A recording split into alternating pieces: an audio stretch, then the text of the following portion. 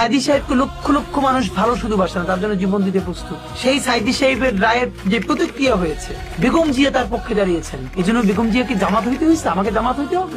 এই ফ্রেমিং কি আমরা চ্যালেঞ্জ করে দাঁড়িয়েছি। আমরা সব ফ্রেমিং মানিও না, সবকে পাত্তাও দিই। তো যদি সাইদি সাহেবের পক্ষে কথা বলতে গিয়ে আমার জামাত হইতে হয়, যদি বেগম জিয়ার পক্ষে কথা বলতে বলতে আমার বিএনপি হইতে হয়, সো হট হয়েছি তো তোর কি? আমার এইটা না দিলেই হয়েছে, এইটা না বললেই হয়েছে যে আমি ভারতের সেবা দাস। এইখানে আমার বিএনপি বলো, জামাত বলো, যা ইচ্ছা তাই বলো, আমি বাংলাদেশের দালাল।